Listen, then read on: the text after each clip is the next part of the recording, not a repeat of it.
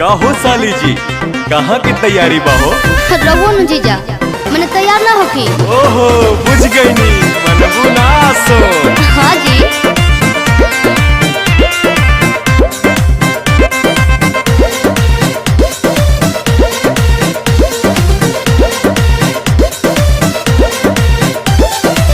जातारू माई के दर्शन तू करे, हाँ जी। काहे के लगलू है साजे सवारे।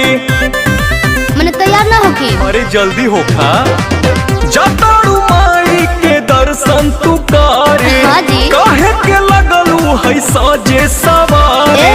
रील बनी मंदिर के गेट पर जीजा, अच्छा वीडियो बना के डालब नेट पर जीजा। ओके। बुलेट पर जीजा, का? बुलेट पर जीजा, बोला ले चले घुमावे बुलेट पर जीजा। जरूर हो। बुलेट पर जीजा, बुलेट पर जीजा, ले चले घुमावे बुलेट पर जीजा।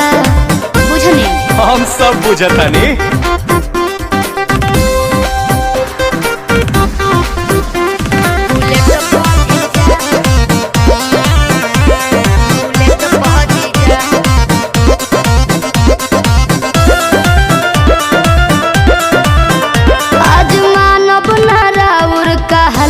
जीजा सूट पहन के तैयार बनी ललका जीजा।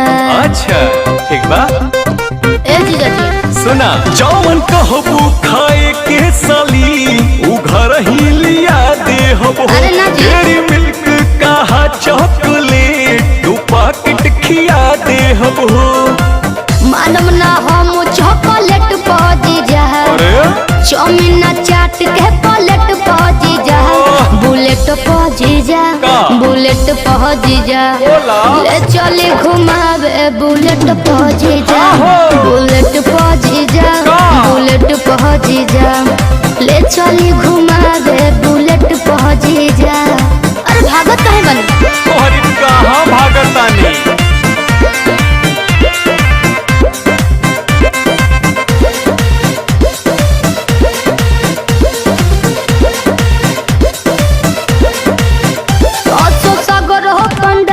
घुमा दे जी, हाँ। जीजा बिमल से श्रद्धा पूरा दे जी।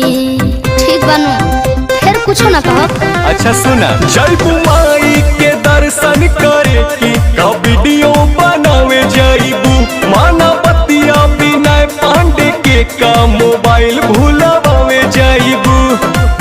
आई है नेटार गेट पहुंची जा, अरे ना हो। चली पंडाल वाला सेट पहुंची जा। हाँ। बुलेट पहुंची जा, का? बुलेट पहुंची जा, बोला। ले चली घुमावे बुलेट पहुंची जा। के बा? बुलेट पहुंची जा, बुलेट पहुंची जा, ले चली घुमावे बुलेट पहुंची जा। बुझनी? अच्छा तो चला।